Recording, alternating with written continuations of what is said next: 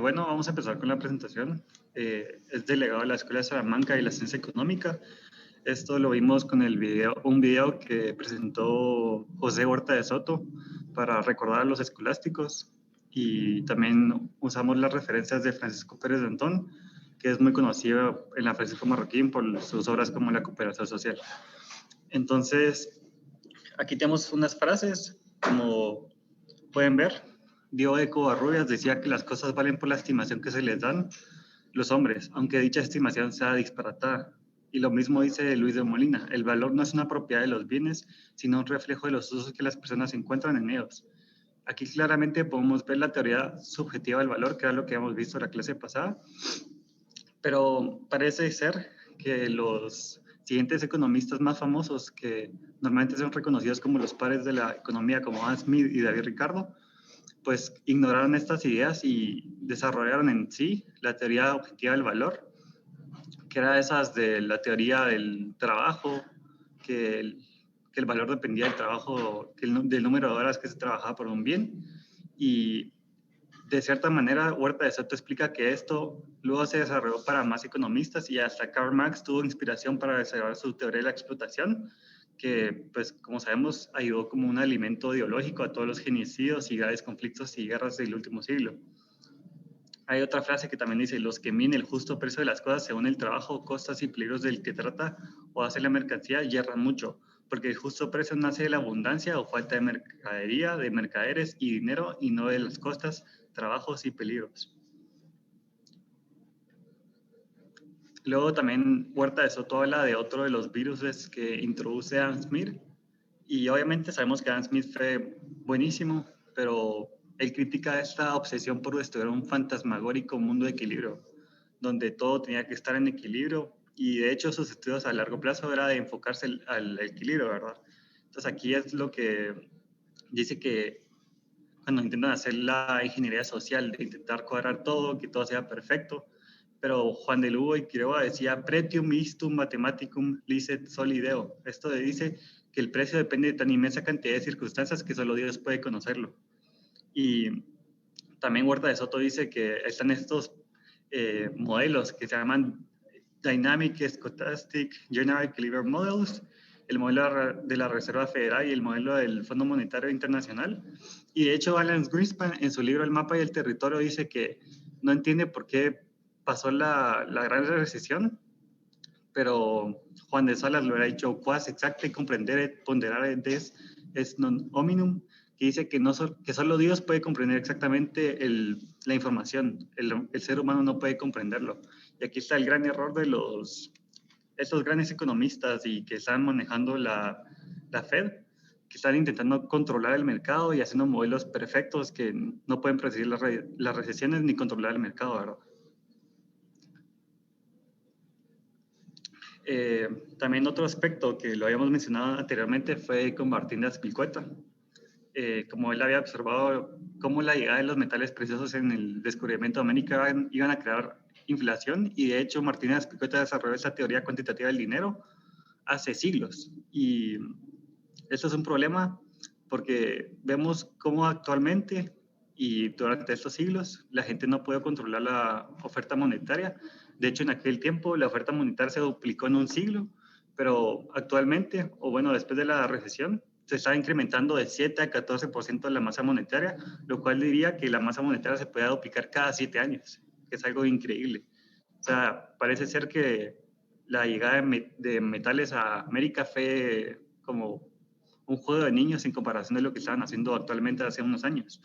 Y pues hay grandes ejemplos de hiperinflación, como en la guerra después de la Segunda Guerra en Hungary, en Zimbabue, Yugoslavia, y pues podemos ver que la política monetaria en los Estados Unidos y en Guatemala pues no ha sido la mejor, aunque se sepa mucho de las teorías monetarias y que luego fueron desarrolladas por Milton Friedman y otros grandes economistas.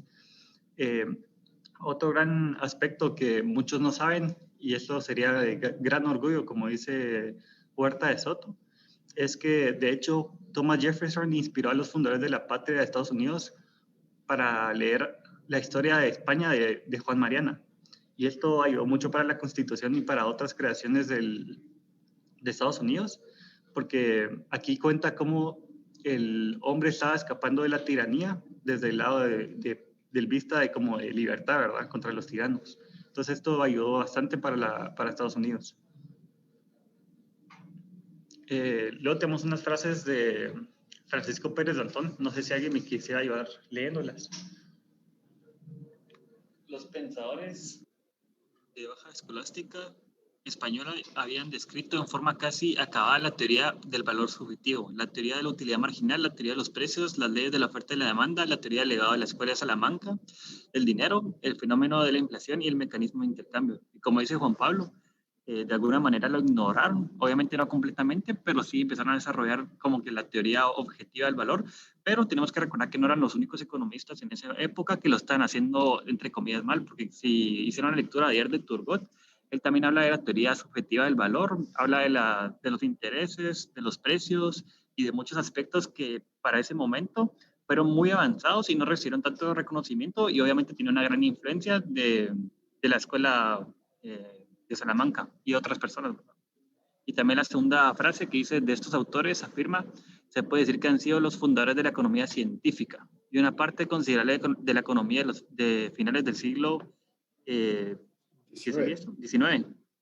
Se habría podido desarrollar partiendo de aquellas bases con más facilidad y menos esfuerzo en el que realmente costó desarrollarla. Schumpeter. Y cabal, como dice Juan Pablo, que empezaron a desarrollar como que a usar mucha ingeniería o mucha economía científica, pero la falta de información y el conocimiento disperso, digámoslo así como lo decía, los conceptos pre-hackeanos de Turgot y estos los escolásticos, que podemos ver que de alguna manera.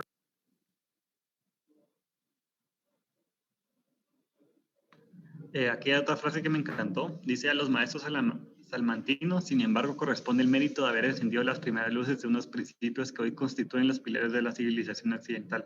Tal fue el fructífero legado que nos dejaron a quienes aspiramos a una sociedad más libre, más digna, más justa y más responsable.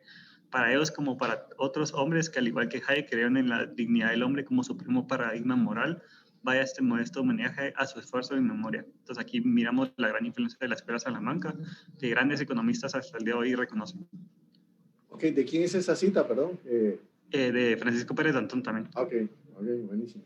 Y pues aquí ya terminamos, y aquí puse una frase que dice, those who fail to learn from history are doomed to repeat it, que es básicamente lo que ha pasado en las últimas centuries, que básicamente los escolásticos ya nos habían dado la información, pero decidimos ignorarla y esto llegó a grandes fallos en la economía. Gracias. Ok, buenísimo, muchas gracias. Preguntas, comentarios. Y también solo rapidito quería decir que de alguna manera, también con la lectura ayer, que hasta ayer lo pudimos relacionar porque hicimos la lectura ayer, que otros economistas como Turgot, que no eran solamente economistas, sino se dedicaron a diferentes partes en su vida, que también no recibieron tanto reconocimiento como tuvieron que haber recibido, porque, digamos, aunque solo escribió 188 páginas de sus libros relacionados con la economía, hizo grandes aportes y ya puede haber, digamos, un montón de cosas que los de la escuela de Salamanca ya lo han visto, pero que otros economistas en su propia época, como Adam Smith, lo estaban ignorando de alguna manera. Entonces sí, es bien importante, la lectura de ayer fue buena. Buenísimo. Eso quiere decir También que otra leyeron cosa. La brillantez de Turgot. Muy bien. Sí, Dale, Juan también Pablo. otra cosa que pues, es de experiencia, es que con Juan David nos parqueamos siempre en el parqueo Martín de Azpilicueta. Y da risa porque siempre no sabíamos su nombre, pero realmente no sabíamos qué había hecho. Y yo decía, fijo, es como un religioso que fue importante, pero no sabía los grandes aportes a la teoría cuantitativa y menos de Diego de Covarrubias y Leiva, que grandes aportes a la teoría subjetiva del valor. Y ahorita esta clase me enseñó pues los grandes aportes que tuvieron en la economía, que lastimosamente fueron ignorados por siglos, ¿verdad? Bueno, de hecho también creo que está el pabellón o parqueo Juan de Mariana, por ahí, ¿no? Sí, En creo que esa sí. parte ahí del túnel, sí. No, por supuesto. Bueno, que me alegro que hayamos aprendido un poquito de estos salmantinos escolásticos tardíos, les llaman algunos. Ok. Bien, un comentario sobre esto. Jesús Huerta de Soto es uno de los economistas austriacos, digamos, activos más importantes del mundo, ¿no? él está allá en la Universidad de Rey Juan Carlos, ¿sí? Y por supuesto es un crítico acérrimo de Adam Smith, ¿sí? Cuentan que cuando se le dio el doctorado honoris causa aquí, él dijo, mire, ¿para qué tiene una plaza que se llama Adam Smith aquí en la universidad? Así como quien dice, bueno, no deberían de tenerla, ¿no? Todos conocen la plaza Adam Smith aquí en el campus, ¿no? Bueno, eso está por ahí por la escuela de negocios, chiquitito, pero dice que Huerta de Soto no muy le gusta. Y por supuesto, el gran crítico de Adam Smith es Murray Rothbard, que es el que escribe precisamente esta parte que leyeron ustedes de La brillantez de Turgot y el que escribe bueno, su libro sobre el pensamiento económico desde una perspectiva austriaca.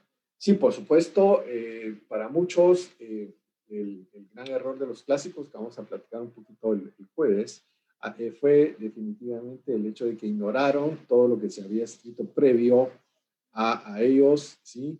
Y pues formulan la teoría que para algunos es una teoría equivocada, llamarle teoría del valor, sino más bien llamar que no tenían una teoría del valor, sino tenían más bien una teoría de los precios.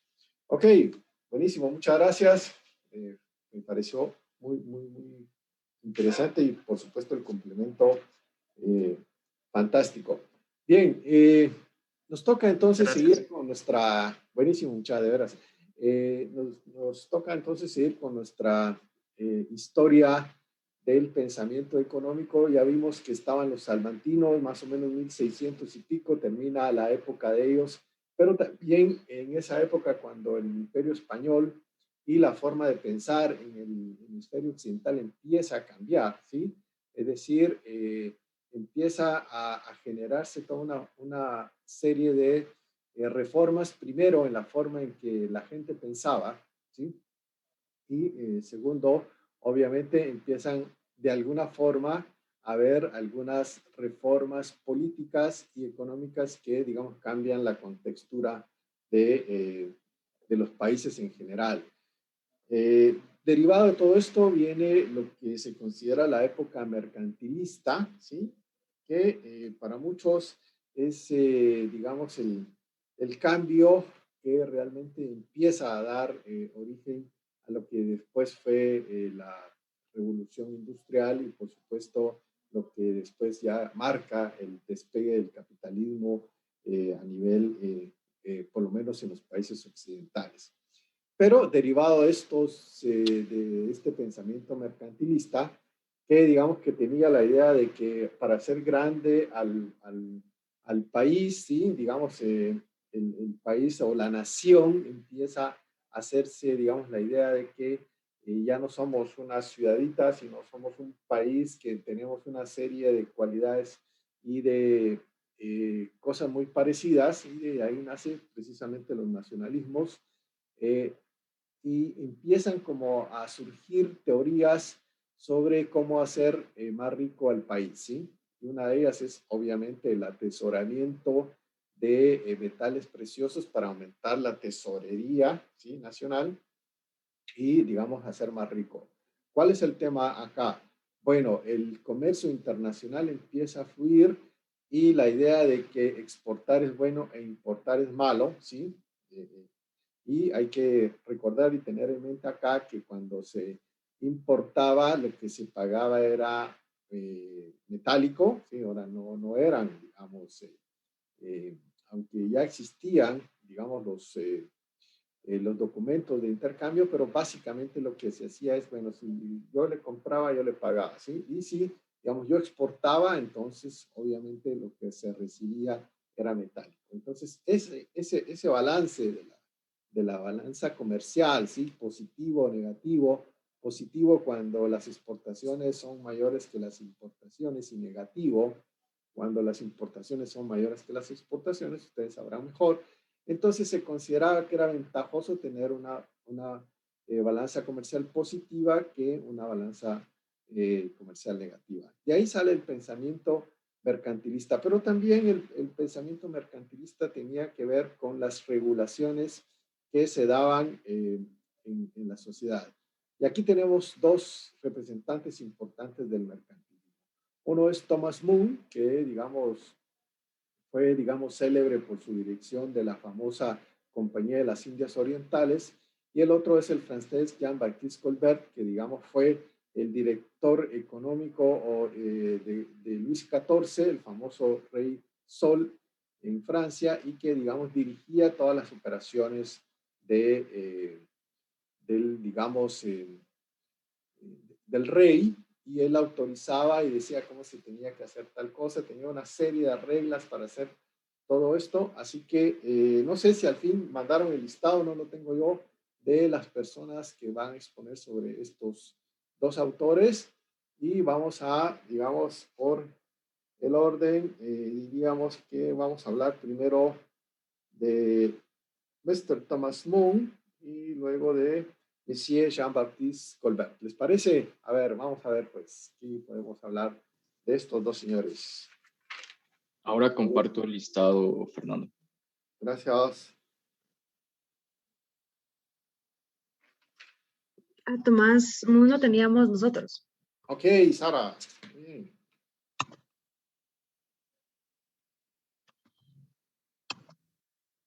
Ok. ¿Podemos comenzar ya? Sí, por favor. Ok, gracias. Bueno, hoy vamos a hablar acerca de Tomás Moon. Encontré que a él se le conocía, que lo conoce como el último de los primeros mercantilistas por el periodo en el que está situado. Y hoy vamos a presentarles su biografía, su aporte al mercantilismo y tres de sus ideas más importantes y relevantes en este aporte, que son las ideas para aumentar las exportaciones, la teoría de la población y las cualidades de un buen comerciante. Bueno, entonces, un poco de su biografía. Thomas Moon nació en el año 1571. Él nació el 17 de junio en Londres, en Reino Unido. Si quieres cambiar de slide, por favor. También podemos mencionar que su muerte fue en el mismo lugar de su nacimiento, en Inglaterra, el 21 de julio de 1641. Vivió 70 años. Destaca dentro de su profesión que era economista y se dedicó también al comercio internacional. La escuela a la que pertenecía Thomas Moon es la mercantilista. Él entró pues en el transcurso de su vida a la Compañía de las Indias Orientales y en 1615 él se convirtió como en el alto mando de esta campaña. De sus obras principales, la que más destaca fue la que publicó en 1621, que es la de Un discurso de comercio de Inglaterra a las Indias Orientales, pero también podemos mencionar otra de sus obras principales, que es El Tesoro de Inglaterra, creado por el comercio exterior.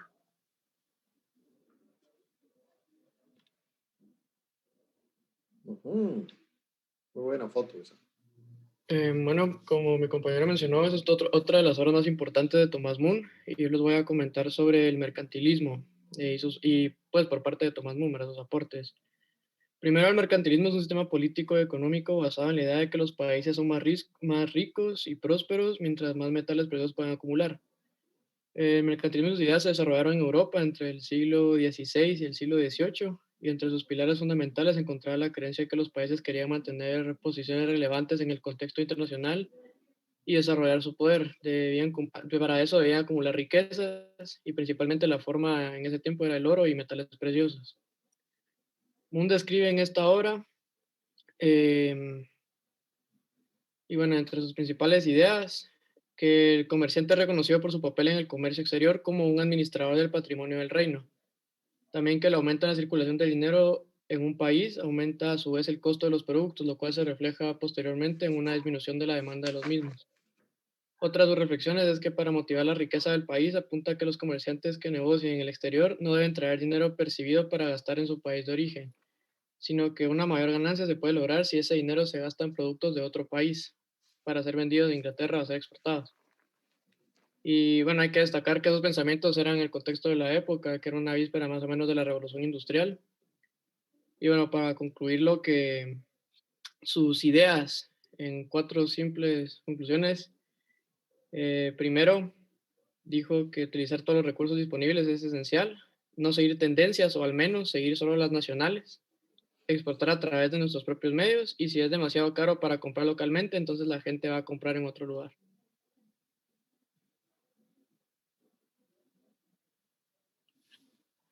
Alguna de las ideas que Moon utilizó o pues que nos aconsejó más bien para aumentar las exportaciones son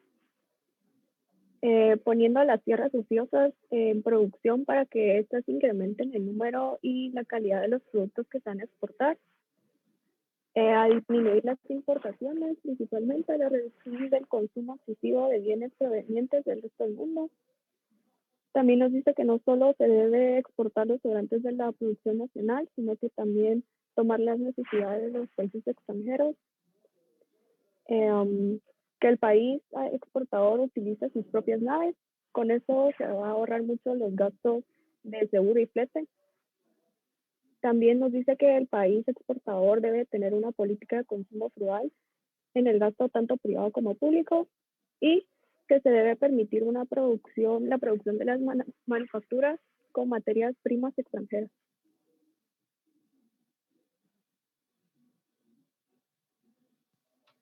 Thomas Moon tenía una teoría sobre la población. Él decía que el ser humano debía estar al servicio del interés del poder. Él consideraba a las personas simplemente como un instrumento del Estado, no le importaba su condición. También resaltaba la necesidad de fomentar la existencia de una población lo más numerosa posible, para así entre más gente haya, más trabajo y más riqueza. Fue partidario de que los trabajadores ganaran salarios de subsistencia, o sea, sueldos lo suficientemente bajos para que los obligaran a ser laboriosos. La razón principal de esto era que si los salarios eran muy elevados, conllevaría a toda clase de vicios a los trabajadores, lo cual terminaría perjudicando al país.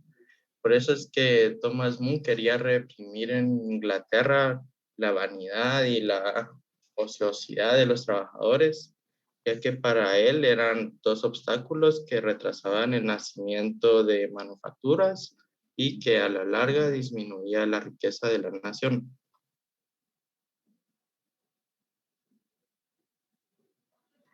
Y yo les voy a hablar un poco acerca de las cualidades de un buen comerciante según Thomas Moon.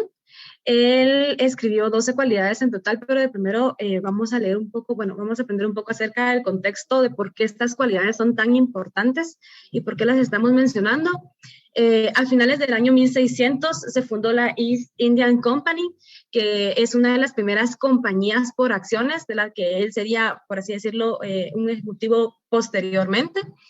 Y el comerciante en tiempo de Moon debía desenvolverse en medio de este nacimiento de lo que en un futuro se iba a conocer como la sociedad mercantil conformada por accionistas, que era como que la base que había sentado toda esta East Indian Company. Y los oficios del comerciante debían ser complementados con los de un gerente. Entonces, en este contexto, Thomas Moon había presentado sus recomendaciones para un comerciante o las cualidades de un buen comerciante. Y lo interesante de estas recomendaciones es que inconsciente o conscientemente estaba dirigido a atender estos dos desafíos, ya sea a que él fuera un comerciante y un gerente, pero no era de una manera tan explícita, sino estaba implícita entre sus recomendaciones.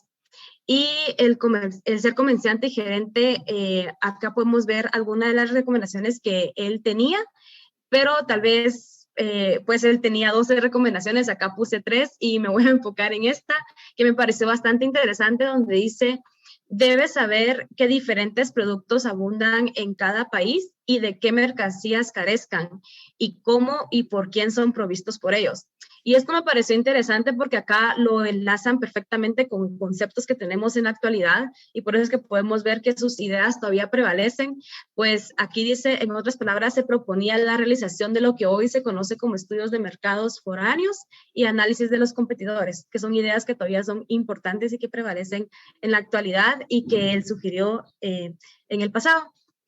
Y eso sería todo, y yo creo que tal vez una de las ideas principales que podemos dar de él y por eso está citado acá, es que el país que exporta más se enriquece más. Ok, Gracias. no vaya a quitar la presentación, porfa. Regresemos unos 3 slides atrás, porfa.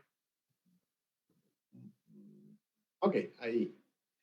Bien, teoría de la población. A ver, aquí, no sé, creo que hay ideas de Moon, pero al que tienen ahí no es Moon, ¿sí?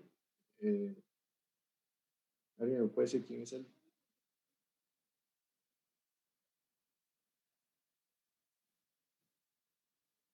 Yo no tengo idea de quién es. Es que lo googleamos, entonces no sé quién es. Ok. Mm. Bueno, a ver, hay dentro de estos clásicos, ¿sí? Y sobre todo hay varios nombres. No sé, tengo yo que hay una confusión ahí. Dos cosas. ¿Han oído ustedes hablar de Malthus? Y han oído hablar de la ley de hierro de los salarios de Ricardo.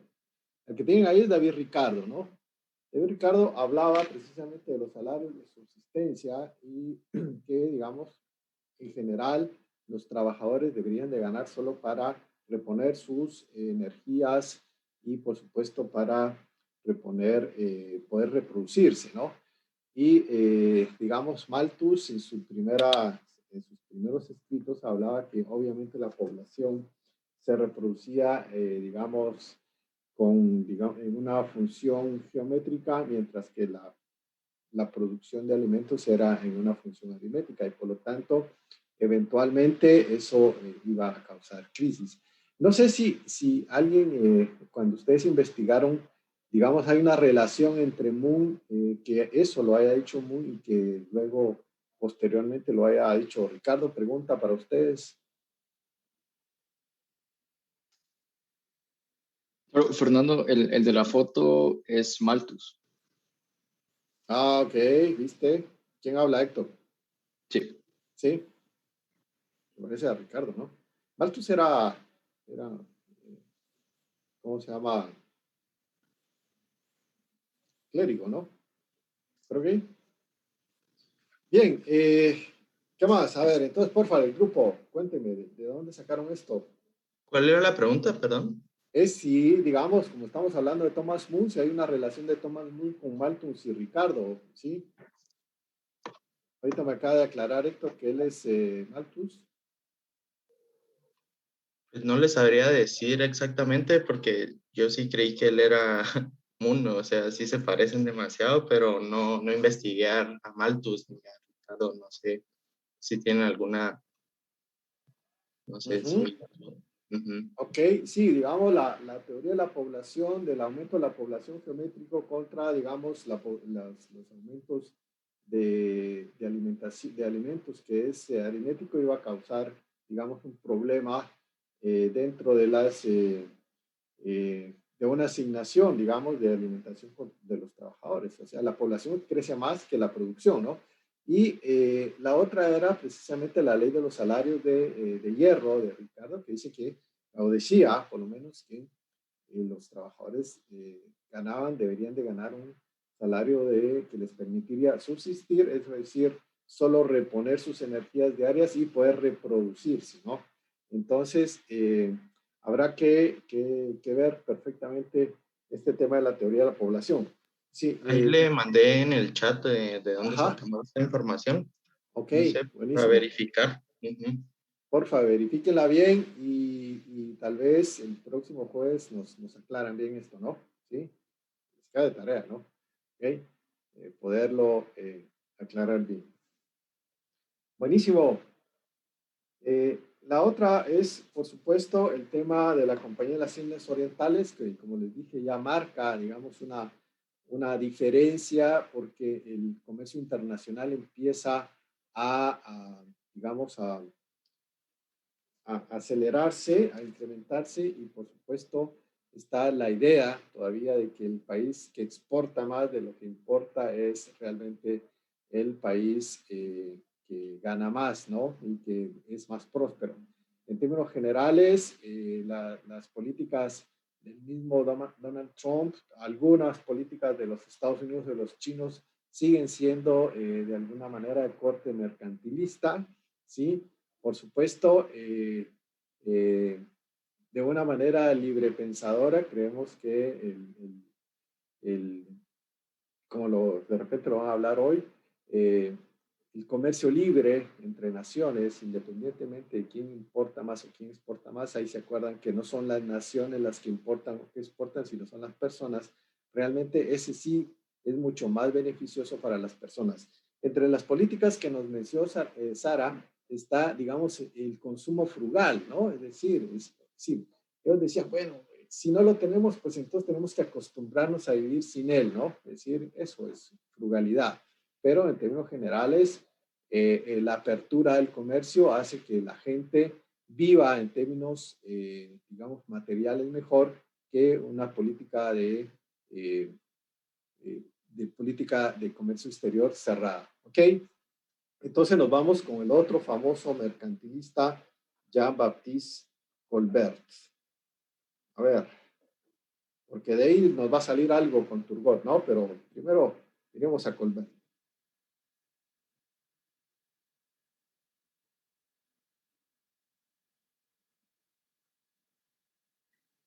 Ahí está. Miren ya mi pantalla. Sí, Paulina. ¿Quién habla? Paulina. Sí, no, Jimena. No, Jimena.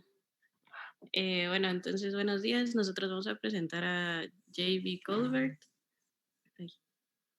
Y él nació el 29 de agosto de 1619 en Francia y murió en París el 6 de septiembre de 1683.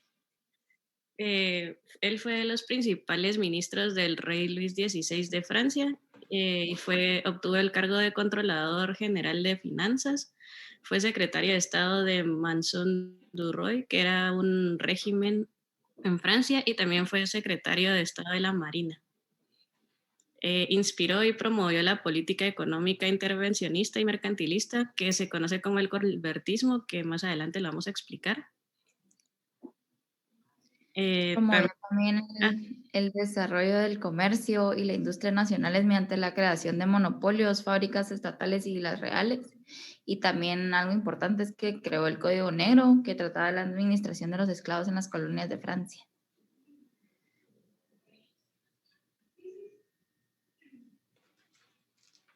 En sus aportes acabó con la corrupción que había dejado Mazarino y empezó la prosperidad económica. También creó y fomentó manufacturas, restringió las importaciones e incentivó las exportaciones. Él construyó carreteras, canales y puertos, impulsó el comercio creando compañías con participación estatal. También fundó varias sociedades culturales y científicas como la Academia de Ciencias, la Academia de las Inscripciones y Bellas Artes, Bellas Letras y el Observatorio de París.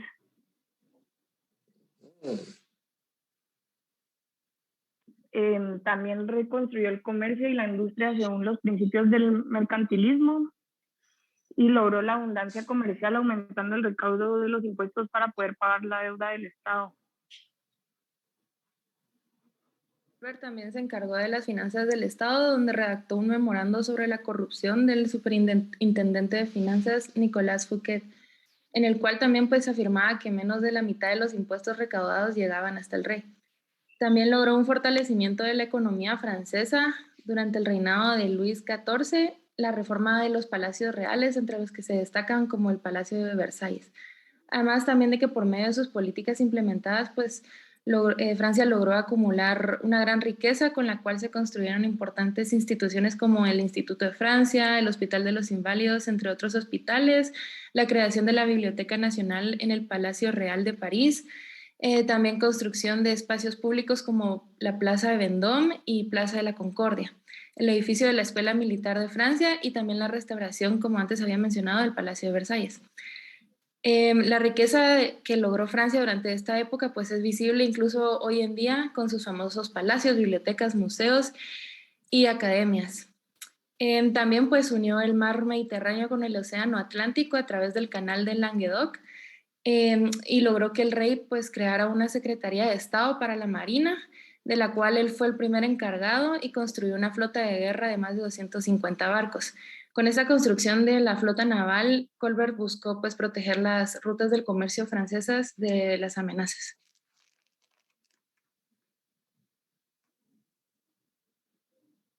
Sus dos obras importantes son Memorias sobre los asuntos financieros de Francia y Cartas, instrucciones y resúmenes.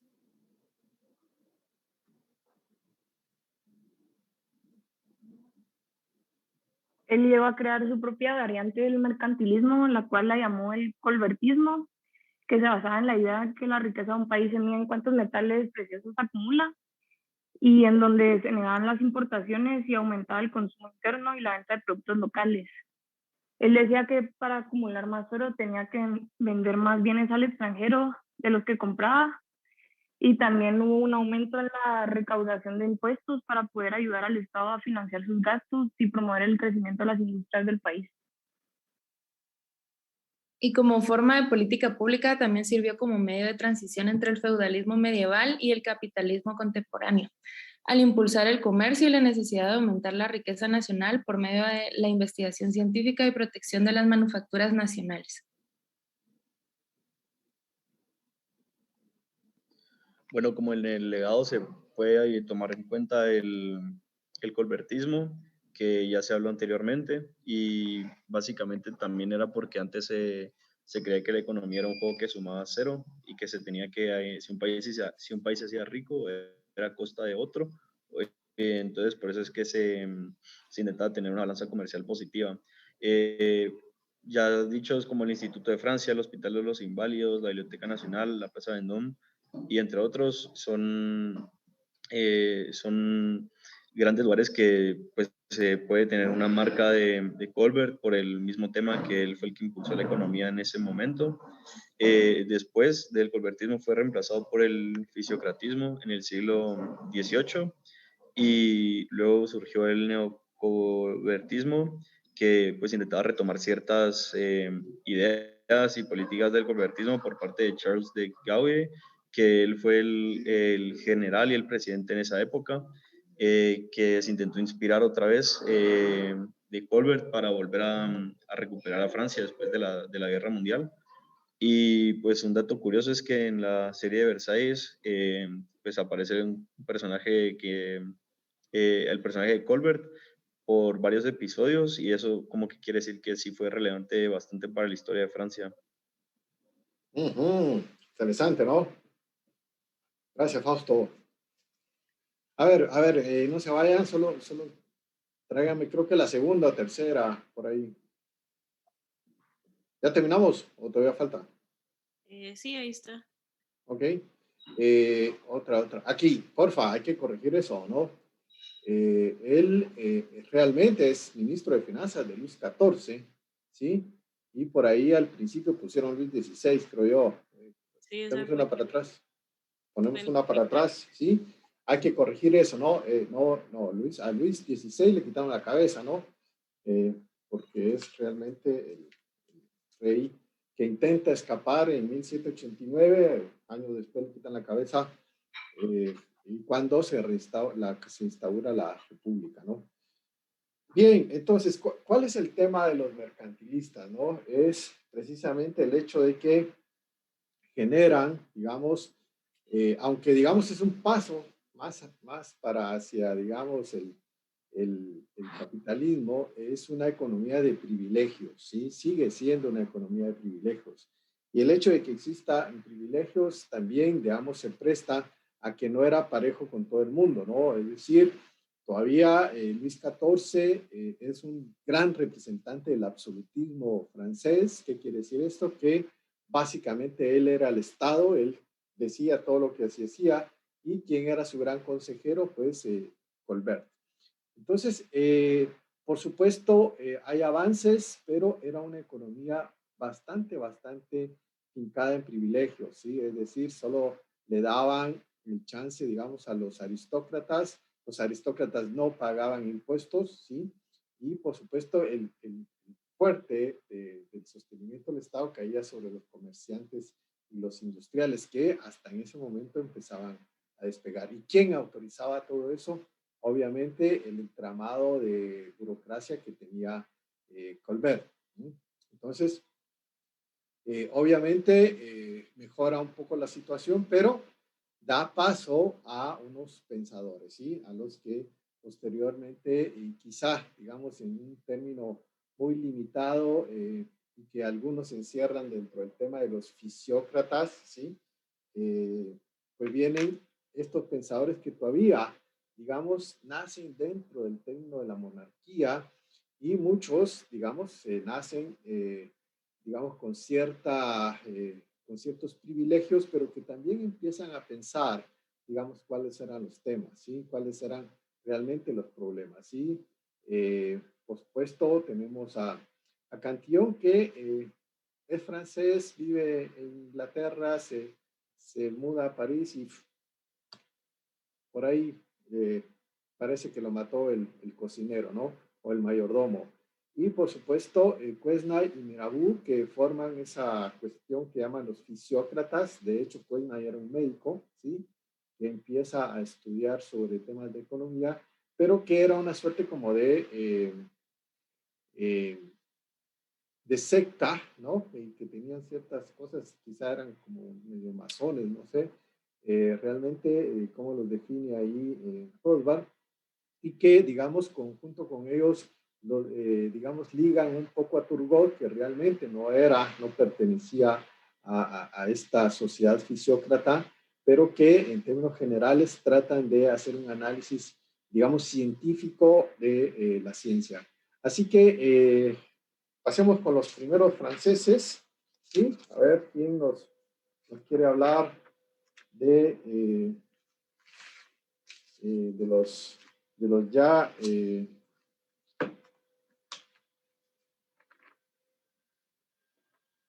los fisiócratas? El término mercantilismo, nos dice Robinson, ¿sí?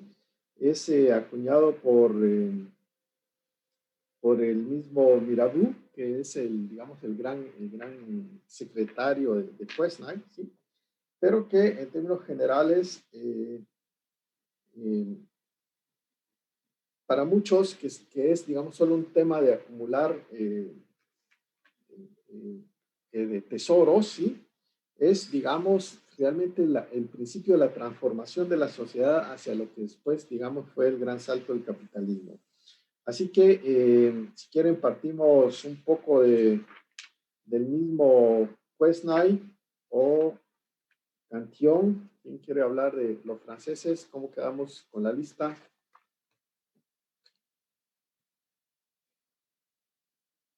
Me parece que hablemos de la sociedad fisiócrata encabezada por Monsieur Quesnay.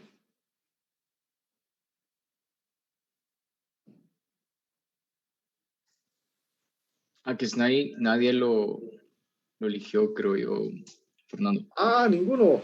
Bueno. Y entonces tendríamos que hablar de Turgot. Digo yo, ¿no? Ok. Sí, Turgot sí lo tenemos. Sí tenemos una larga exposición ahí. A ver, Andes Beth. Aquí ahorita voy a compartir pantalla.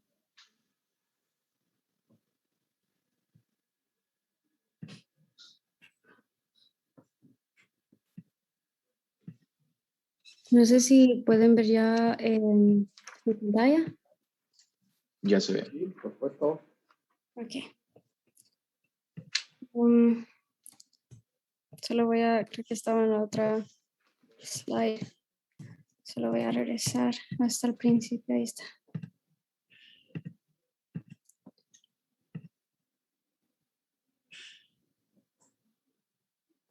Ok. Entonces, buenos días. Nosotros vamos a presentar sobre Anne-Robert Jacques Turgot.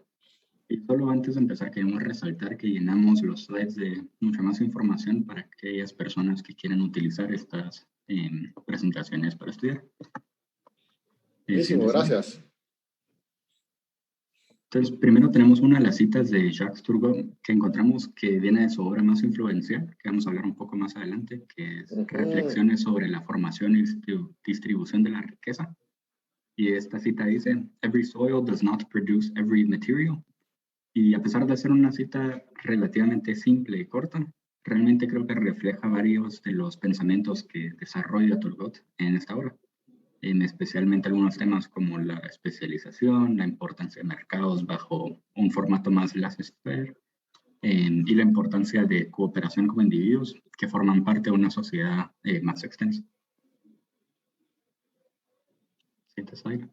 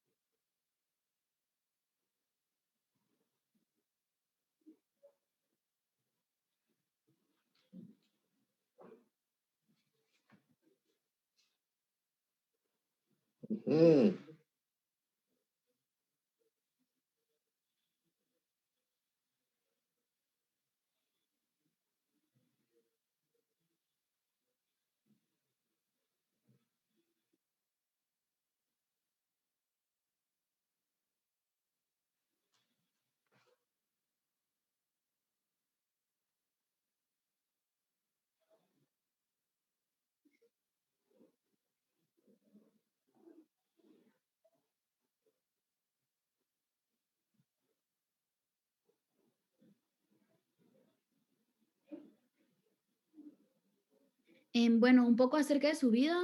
Turgot nació en París en 1727. Nació en una familia con experiencia política. En 1749 entró a estudiar Derecho en la Sorbona y luego se salió de Derecho y entró a Administración. Y aquí comenzó su exitosa carrera en el ámbito de la administración. En 1750 tomó la decisión de no entrar a las órdenes, como se le había educado, y dijo que no era capaz de llevar una máscara toda su vida. En 1752 consiguió ser sustituto y más adelante consejero en el Parlamento de París. En 1754 formó parte de la Cámara Real que se formó en un exilio del Parlamento. En 1755 fue acompañante del intendente de comercio en diferentes giras de inspección por las provincias. Y en base a esta cultura que iba creando fue que empezó a crear sus obras, y estas fueron surgiendo a medida que fue profundizando sus conocimientos científicos y también de idiomas. En 1759 publicó por primera vez su primera obra, Elogio de Gournay, con quien había realizado la gira provincial cuando era intendente y con quien comenzó a compartir su pensamiento fisiocrático. En 1761 obtuvo el cargo de intendente en Limoges y ahí logró modernizar el sistema impositivo y realizó una obra de catastro y evitó la sobrecarga fiscal.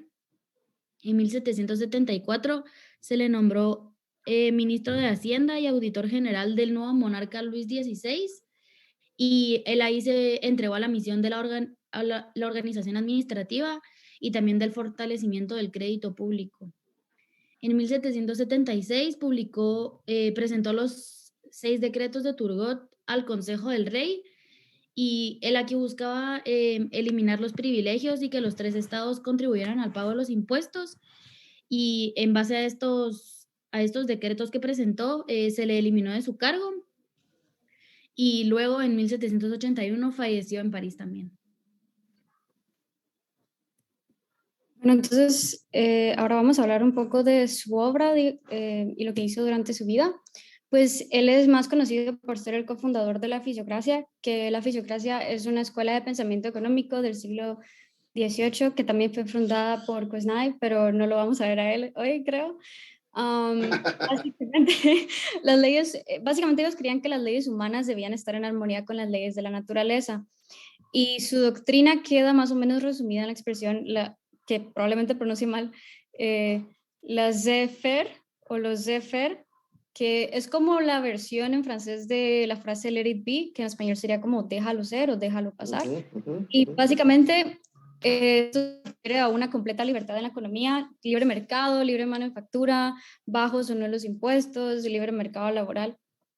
etcétera, y pues lo que también sería una mínima intervención del gobierno.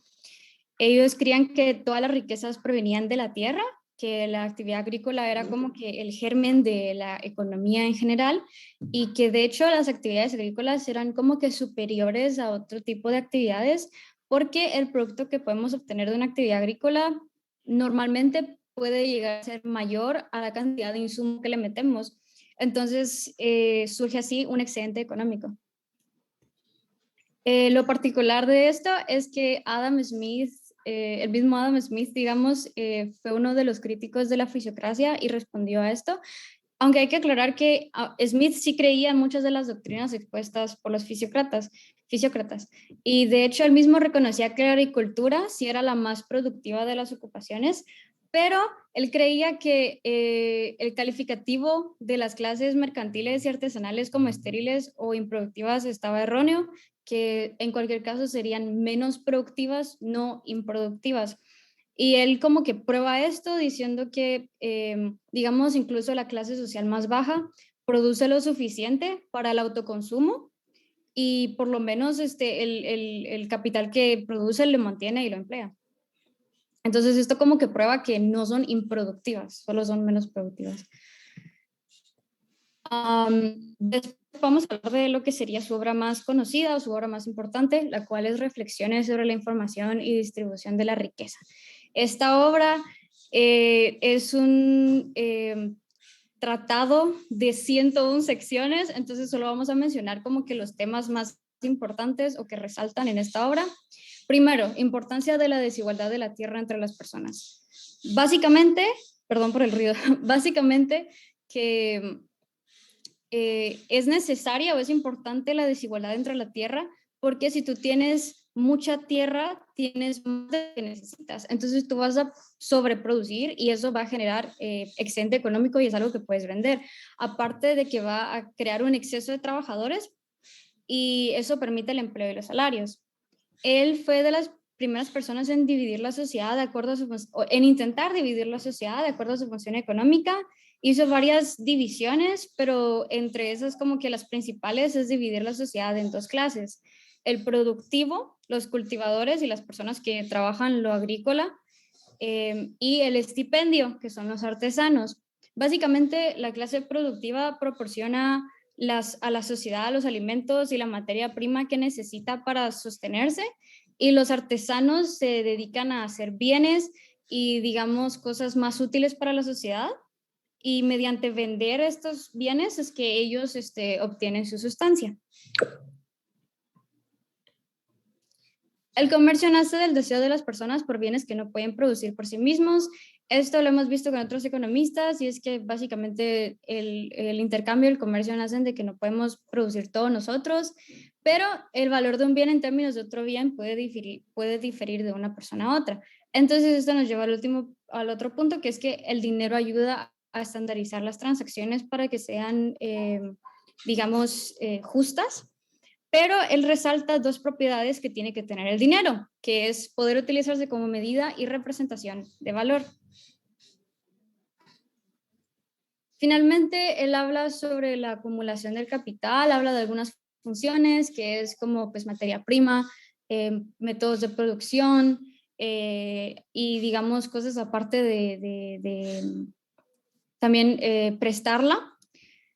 Entonces, él afirma que el exceso de producción representa el primer capital.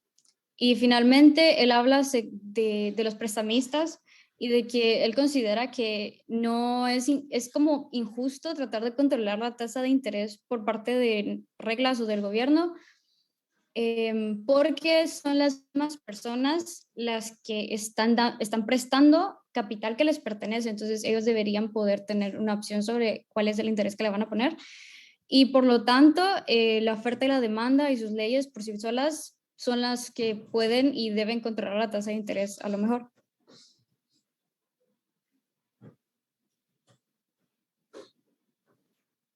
Sí. Aparte de reflexiones sobre la formación y distribución de la riqueza, Turgot creó varias obras influenciales, pero ninguna fue tan elaborada como esta. Sus obras consistían de muchas discusiones, cartas y biografías o disertaciones. El primero dio una discusión que su título se puede traducir como los beneficios que la religión cristiana ha conferido en la humanidad.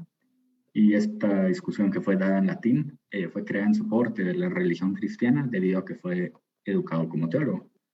Sin embargo, después decidió nunca escribir en soporte de la religión de nuevo, ya que tenía un interés por la economía, y es algo que ya vimos en su biografía. Segundo, también en 1750 dio otro discurso en latín titulado Una revisión filosófica de los sucesivos avances de la mente humana. Y aquí se vio su primer verdadero interés por la economía, pero también habló sobre la cultura, las leyes, las instituciones y las sociedades en sí. Tercero, tenemos una serie de cartas en 1768 que tienen el título Cartas sobre los disturbios populares provocados por el alto costo del trigo y sobre las preocupaciones del momento. Y estas hablaban con respecto a la agricultura como sí, y varios de los costos relacionados a esto, especialmente el trigo. Y por último, otra obra en 1775, y esta era titulada Disertación sobre los medios para obtener, mediante un aumento del trabajo, recursos para la gente de París, en caso de aumento del precio de los alimentos. Y esta obra era más autoexplicativa, ya que contenía información y planes sobre los efectos de incrementos en el precio de bienes como los alimentos, y algunas de las formas en las cuales el trabajo se podía utilizar para proveer más recursos para la gente.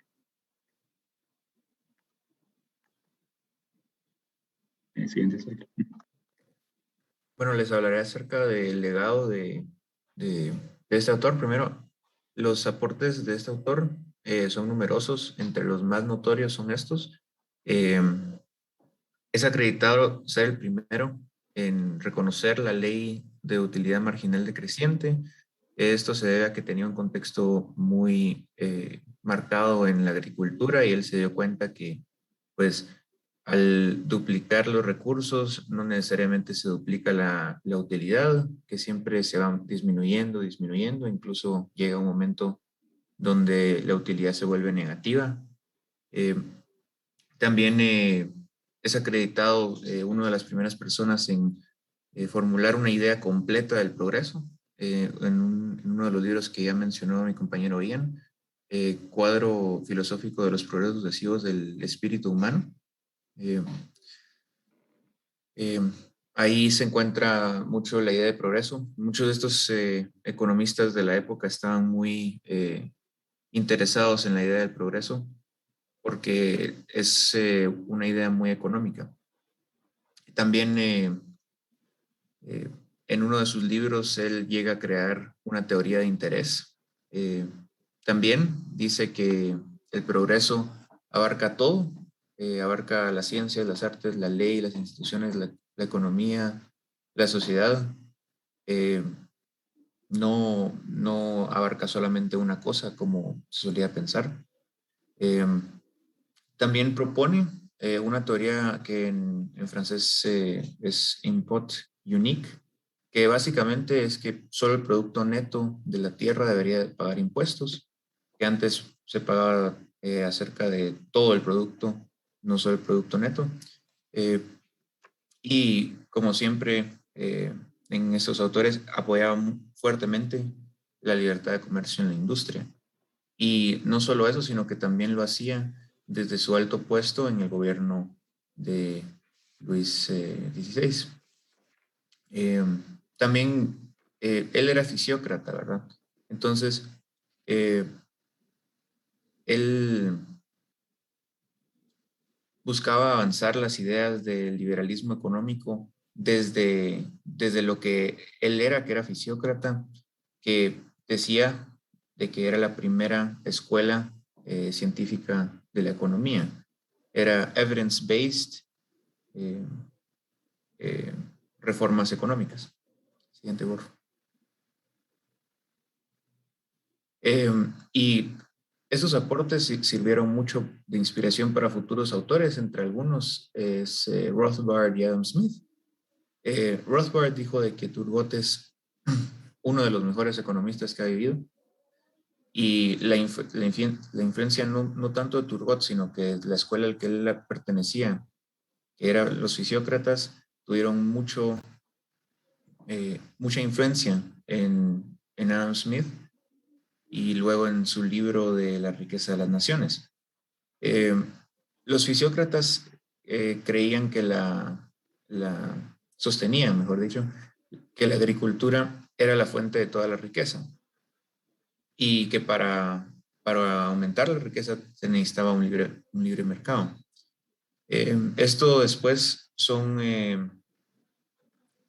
argumentos fuertes que se utilizan en el libro La riqueza de las naciones de Adam Smith, en el que él concluyó que la riqueza de un país viene del output agrícola, además de los bienes más mano de obra que se utilizó para producirlo. En otras palabras, más riqueza es igual a más producción económica. Y esto es influencia heredada de los fisiócratas. También vale la pena recalcar que los fisiócratas tenían un pensamiento que oponía a los del mercantilismo, que el mercantilismo básicamente era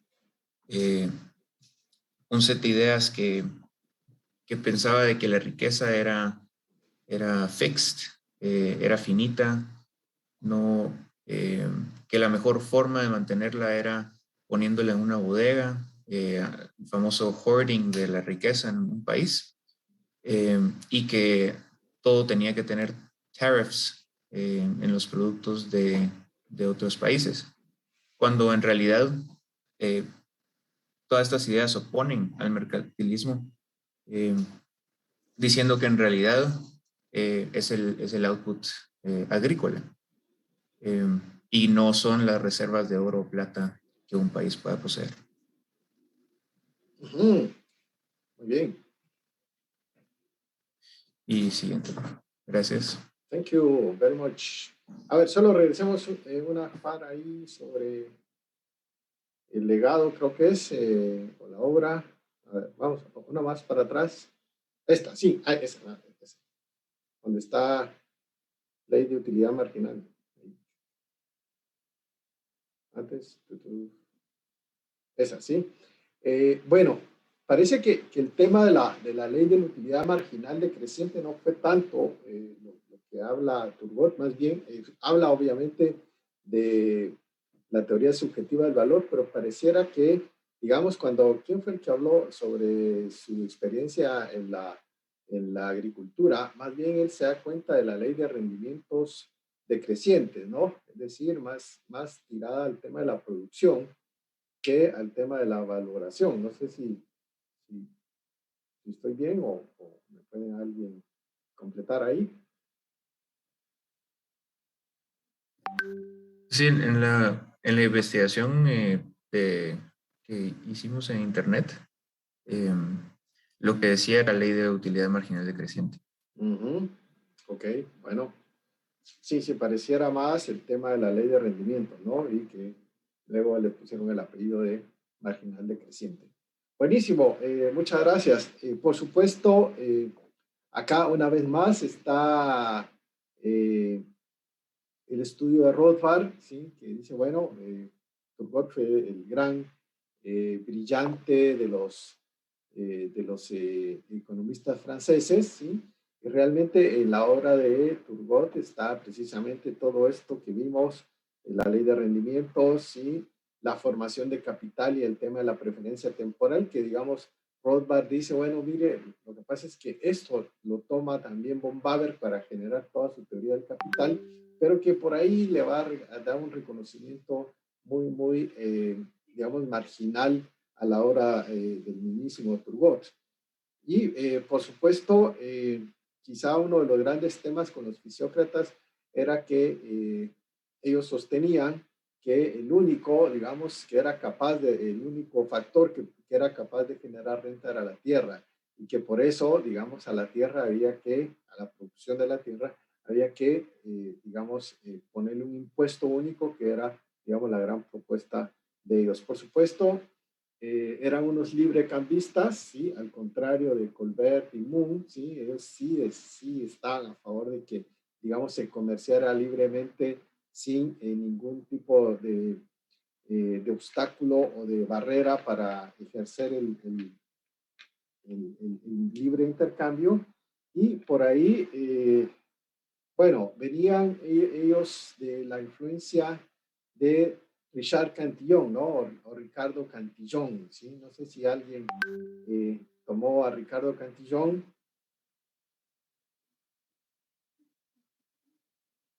¿Tenemos a alguien, a Ricardo Cantillon ahí? Nosotros. Buenísimo. Entonces, Cantillon escribe un libro sobre la naturaleza del comercio, si no estoy mal. Está realmente la duda si lo escribió en francés o lo escribió en inglés, y después hubo una traducción a los respectivos idiomas.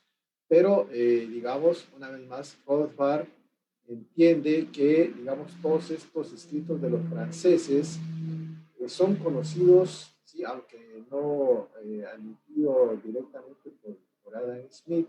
Cuando Adam Smith viaja a Francia, y creo que tiene un viaje como de 3 o 4 años, siendo el tutor del duque de Vauquelin, creo que se pronuncia, y digamos, ahí mismo creo que se reunía con Hume, y ahí conoce toda esta obra de los fisiócratas y del mismo Cantillon. Así que muchas gracias, buenísimo, me parece bastante completa la investigación que hicieron. Gracias. Sobre Monsieur Turgot. Entonces hablemos de otro medio francés, porque puedo decir, no sé si era exactamente totalmente francés, y que, digamos, el mismo Rothbard le dice, bueno, este sí era el padre de la economía. Ok, vamos a ver. Richard Cantillon, vamos a ver qué pasa ahí.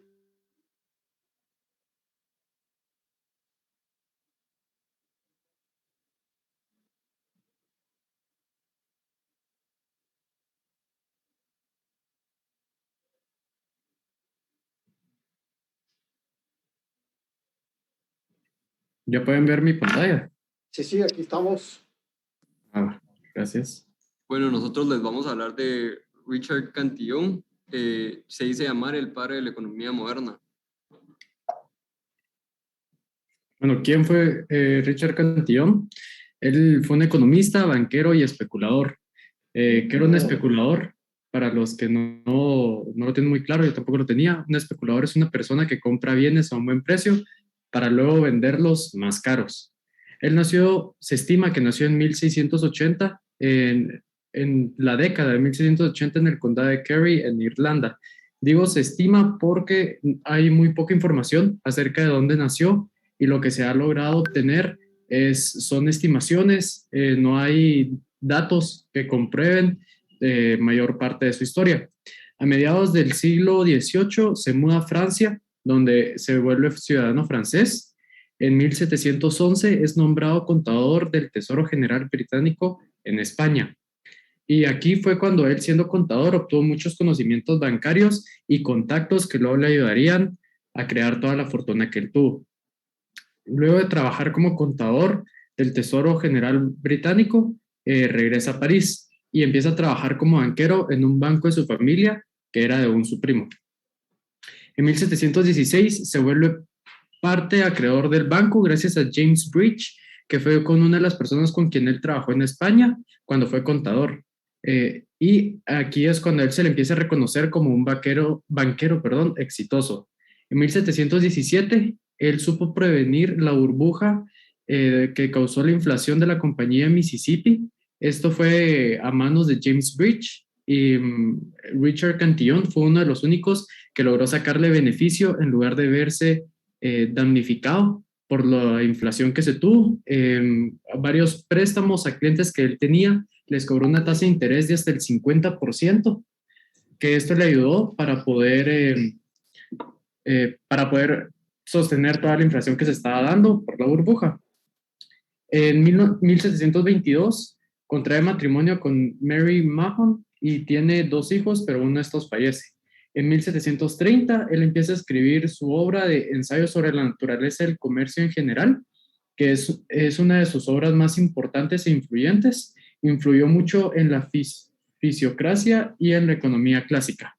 Esta obra se publica hasta el año 1755.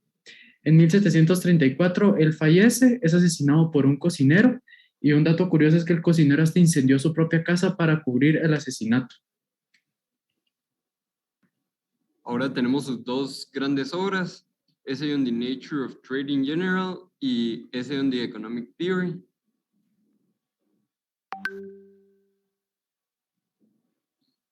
El Essay on the Nature of Trade in General fue la aportación de Cantillon a la ciencia económica. Este se escribió en 1730 y fue publicado después de la muerte del autor en 1755. Esto es un estimado porque realmente como que es una aproximación de en qué años escribió el libro, porque como mencionó mi compañero, la vida un poquito antes es un poquito borrosa él, no se tiene mucha información. Al inicio de esta obra no fue muy relevante y fue olvidada. Sin embargo, en el siglo XIX fue redescubierta por el economista inglés William Stanley Jennings. Su obra fue una gran influencia para grandes pensadores como Adam Smith y para algunas escuelas de pensamiento económico moderno. La estructura del essay se divide en 4 partes importantes. La primera es la epistemología de la economía, que enmarca toda la obra.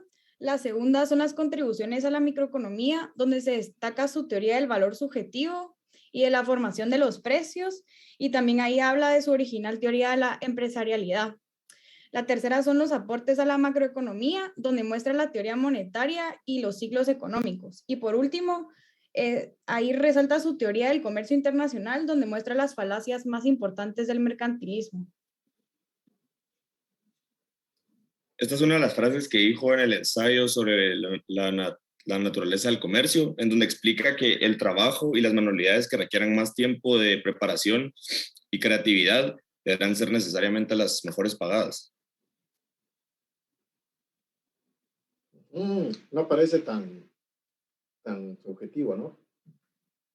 Aportes a la economía, básicamente entendió que la economía tendía a una situación de equilibrio por el papel de los empresarios que buscaban su bien individual. Él se intentó, pues, como que se anticipó a lo que dijo Adam Smith acerca de la mano invisible y cómo había un orden espontáneo. Luego propuso que la economía funcionaba mejor cuanto menos invertía el Estado, por lo que era partidario de las FIRE, que era, pues como ya mencionaron en la otra presentación, era un grupo que buscaba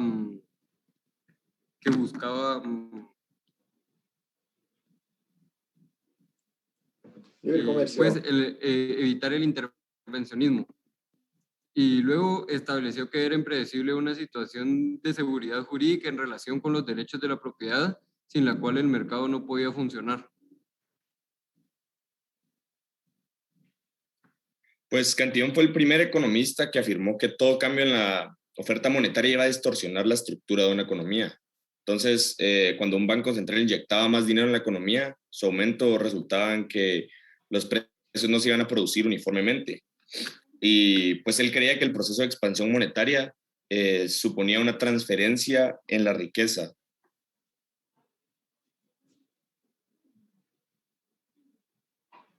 Bueno, y el legado fue notable en los economistas franceses de la Ilustración como Quesnay y Turgot, y más posteriormente en los economistas dedicados al estudio de la función empresarial como Schumpeter, y por último algunos economistas sobre la teoría de economía monetaria como Friedrich Hayek, y también fue uno de los primeros autores en reflejar e investigar de primera mano el rol de un empresario, es decir, de primera mano, ya que fue él un empresario a lo largo de toda su vida. Entonces, a partir de la experiencia que él tuvo y pues también la investigación que supuso su teoría, pudo dar también el rol de un empresario.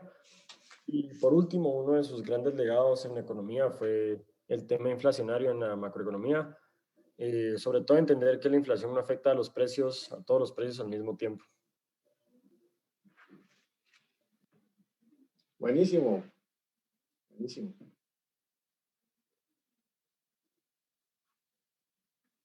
A ver, ¿se acuerdan ustedes de la primera clase que tuvimos cuando platicamos de la neutralidad del dinero? Bueno, a eso se le conoce como el efecto Cantillon, ¿sí? Y por supuesto, digamos, él ya en su ensayo sobre la naturaleza del comercio trata todos estos temas de la cuestión monetaria. No sé si ya llevaron ustedes teorías monetarias y entre eso leyeron un capítulo de ¿cómo ¿cómo se llama este autor Ritz? Donde mencionan ¿cómo se llama? A John Law y, digamos, la famosa crisis del Mississippi. No sé si lo oyeron mencionar en sus teorías monetarias. Bueno, John Law estaba a cargo del Banco General de Francia y ellos, sí, digamos, con Cantillon, logran, digamos, hacer una suerte como de venta de terrenos en Nueva Orleans y, por supuesto, el negocio sale pésimo, ¿no? Se dice que Cantillon tuvo que salir huyendo hacia Italia, donde vivió por algún tiempo, y él era, digamos, el principal acreedor de todos los que habían comprado, habían sacado, digamos, como préstamos para comprar ahí en Mississippi, ¿sí? Ahí se acuerdan que Nueva Orleans o Orleans era una parte francesa todavía de los Estados Unidos y que, digamos, el negocio fracasa.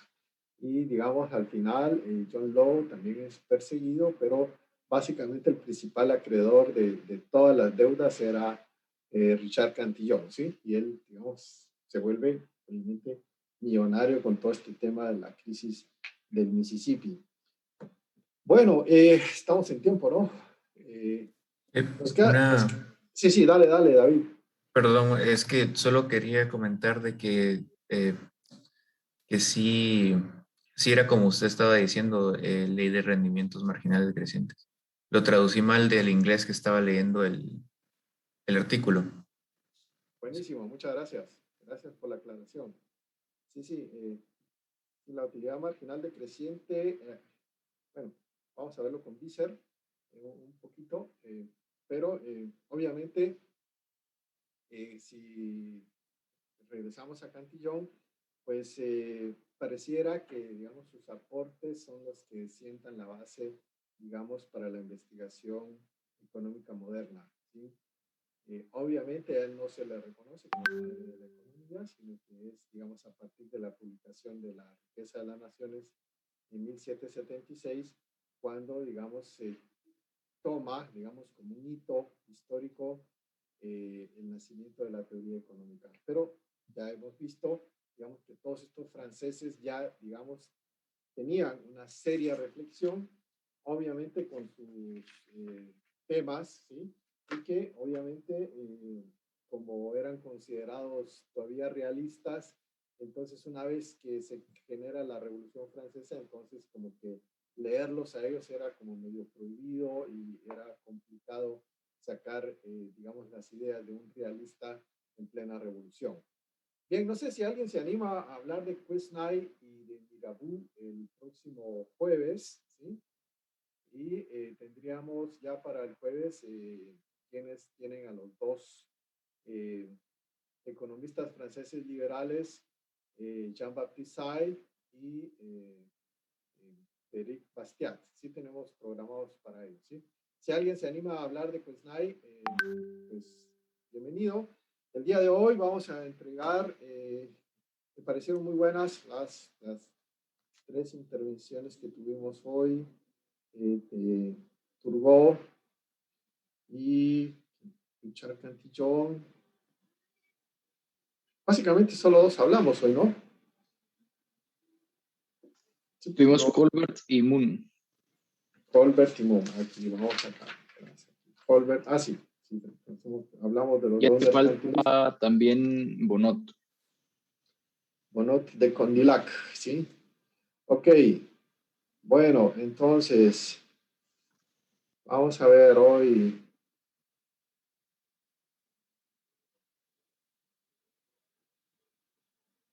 Bueno, me pareció que merece mención honorífica Thomas Moon, ¿sí? Y wow, estas dos, pues nada, Turgot y Cantillon me parecieron muy buenas las dos, así que se van estos con estrellita en la frente hoy, ¿no? ¿Ok? Bien, entonces platicamos el próximo día si alguien se anima de Quesnay, si no, pues entramos directamente con Bonot de Condillac, si también lo tenemos, y trabajamos con los dos franceses, Jean-Baptiste Say y Federico Bastiat. ¿Ok?